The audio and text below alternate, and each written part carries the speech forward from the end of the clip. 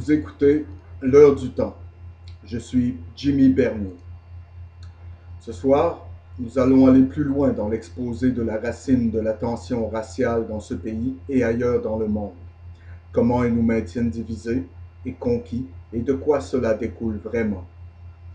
Et la plupart d'entre vous qui croient en cette merde de race aryenne maître et la plupart d'entre vous qui vous appelez chrétiens identitaires, je ne m'inquiète pas si vous vénérez dans cette église. Je ne me soucie pas si vous croyez cela. Les seules personnes desquelles je me soucie sont les gens qui sont racistes, qui veulent tuer d'autres gens qui ne leur ressemblent pas, ou blesser d'autres personnes qui ne leur ressemblent pas, ou se débarrasser d'eux ou quelque chose. À ces gens, je m'opposerai toujours. Je vais protéger votre droit de culte à quelque autel que vous souhaitez adorer, aussi longtemps que vous voulez y vénérer pour toujours. Je m'en fous. C'est de vos affaires et votre droit dans ce pays.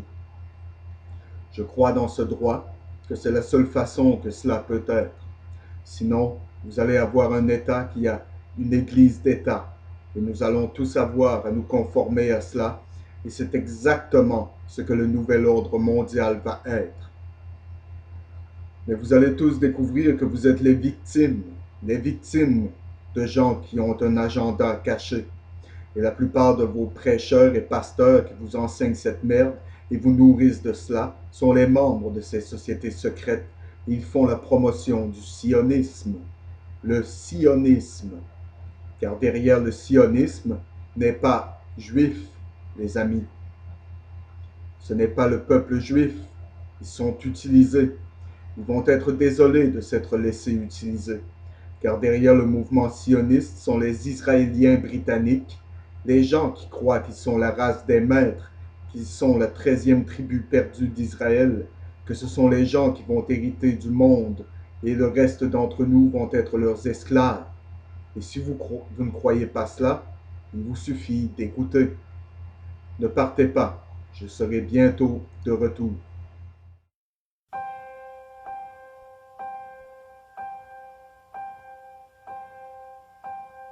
Some say love, it is a river that drowns the tender reed. Some say love, it is a razor that leaves your soul to bleed. Some say love, it is a hunger, an endless aching need. I say love, it is a flower, and it's only seed.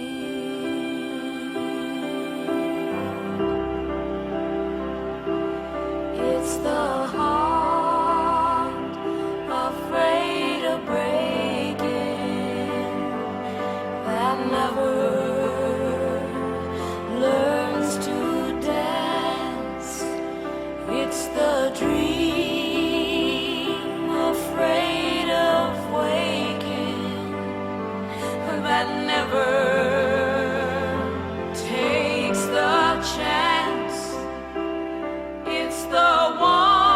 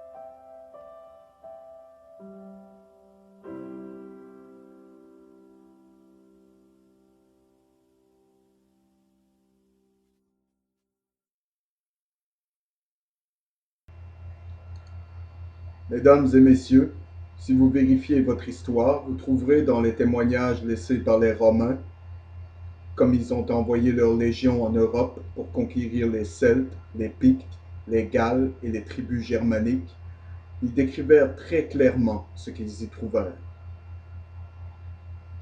Et ce qu'ils ont trouvé, mesdames et messieurs, n'était rien qui, même à distance, pourrait jamais être interprété comme un reste de l'une des tribus d'Israël. Il est clair que ce qu'ils ont trouvé étaient des tribus primitives. Certains d'entre eux étaient inoffensifs et non guerriers et ont été facilement conquis par les Romains. Ils n'avaient pas de racines d'hébreu dans leur langue, point à la ligne, aucun d'entre eux, n'importe où. La plupart d'entre eux, cependant, étaient des tribus féroces, dont beaucoup allaient au combat nus, couverts de boue, hurlant comme des banshees, et n'avaient aucune pitié pour quoi que ce soit. Leurs femmes venaient derrière eux et ramassaient quoi que ce soit qui valait quelque chose, des corps, des morts. Et il y a des récits qui affirment qu'ils mangeaient même des parties des corps de leurs ennemis tués. Les tribus germaniques étaient si féroces et si primitives et si païennes que les légions romaines étaient constamment en bataille à cette frontière et jamais ne conquérirent complètement les tribus germaniques. Les Celtes, ce que l'on connaît comme les Galles, ce que l'on connaît comme les Pictes, la plupart d'entre eux ont été conquis par les Romains. Certains d'entre eux ont été intégrés dans l'Empire romain et payaient des impôts aux Romains. Tout cela est enregistré. Bien sûr, les Romains ont apporté leur religion dans ces régions et, couplé avec les religions païennes de ces peuples, de nouvelles légendes et des mythes nouveaux, de nouvelles métaphores ont commencé à se développer. Et finalement, comme l'Empire romain est devenu l'Église catholique et l'empereur romain est devenu le pape, la religion catholique a été introduite et mélangée avec beaucoup de ces légendes et fables et métaphores. Et dans beaucoup de ces endroits, des contes et des légendes étranges ont grandi. Comme ils avaient du mal à interpréter la nouvelle religion de la nouvelle Bible, ils ont commencé à créer des légendes, des histoires qui n'ont jamais eu lieu et n'ont jamais été enregistrées avant ce moment de leur histoire, ni dans l'histoire des Romains dans leur interaction avec eux. Maintenant, ces légendes ne sont pas devenues de premier plan. Personne ne faisait attention à elles et vous ne trouverez aucune trace d'elles jusqu'à ce que les Normands prirent le pouvoir en Angleterre. Quand les Normands prirent le pouvoir en Angleterre, les sociétés secrètes commencèrent à être au premier plan pour la cause nomade, plutôt pour la cause normande. Et toute une légende a été créée et les écritures ont été trouvées à l'appui que la race anglo-arienne était la 13e tribu perdue d'Israël. Rien de tout cela se tient sous tout examen, que ce soit historiquement ou bibliquement. Mais j'entends à la radio et je vois et lis dans des brochures et des livres que toutes les écritures et les références tordues et déformées et les complets mensonges de l'histoire ont essayé d'étayer cette thèse. Parce que cela va vous transporter dans le nouvel ordre mondial et que vous le réalisiez ou pas, aucun d'entre vous qui s'accroche à cela ou promouvoit cela ne promouvoit le nouvel ordre mondial. Vous contribuez à détruire les États-Unis d'Amérique, le Canada et tous les autres pays, la Constitution et la Déclaration des droits de l'homme et la liberté pour nous tous.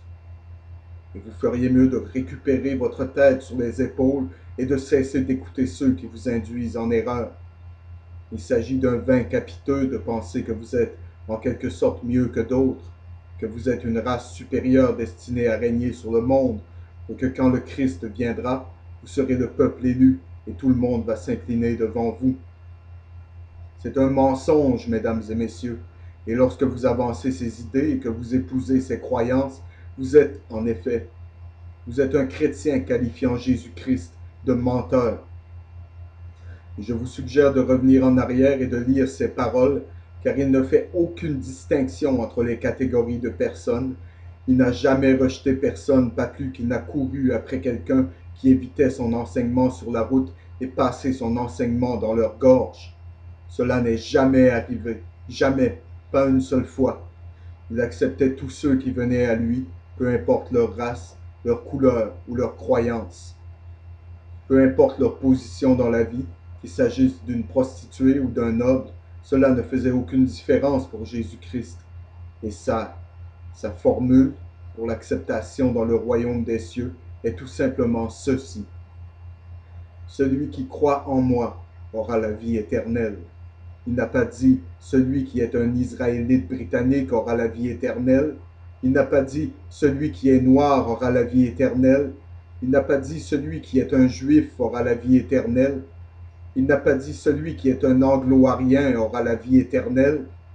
Et vous feriez mieux de comprendre que ceux qui vous manipulent et vous enseignent ces mensonges vous dirigent vers une chute. Il n'y a pas de race supérieure. Il n'y en a jamais eu et il n'y en aura jamais. Bien sûr, si vous n'êtes pas un chrétien, alors cela ne fait pas beaucoup de différence pour vous. Mais il s'agit d'une manipulation.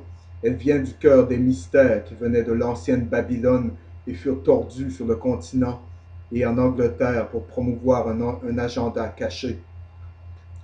Et je cite, mesdames et messieurs, dans le livre intitulé The Teachings of the Masters, écrit par le révérend R. Swinburne Clymer, qui était le directeur général de l'Église de l'Illumination, le grand maître suprême de la Confédération internationale des initiés, de l'OTO, de la Golden Dawn, de la maçonnerie, des chevaliers de Malte et des Templiers, le grand maître suprême des fraternités occultes fusionnées comprenant le sacerdoce de Hayet, l'ordre rosicrucien, les écoles secrètes, la fraternité hermétique, Fraternitas Rosacrucis, le temple de la rose et la croix, l'ordre des mages, les fils d'Isis et d'Osiris, Illuminata Americana, qui traduit signifie les Illuminati américains. Et ce livre a été publié par la Philosophical Publishing Company de Beverly Hall, Quakertown, Pennsylvanie, en 1952. La source de cette information est de la 68e convocation de l'Ordre de la Rose-Croix, dans laquelle tous les membres de haut rang des ordres infâmes et fraternités de ce qui est connu par la confrérie comme l'Illuminata ou Fraternité de l'Homme, internationalement comme l'International, en 1916 à Beverly Hall. Et je cite textuellement, et vous feriez mieux d'écouter, parce que c'est la source de vos enseignements, et ce sera l'inconditionnel de la religion du Nouveau Monde. Cela est déjà omniprésent dans le mouvement Nouvel Âge, et cela est très facilement vérifié. Je cite,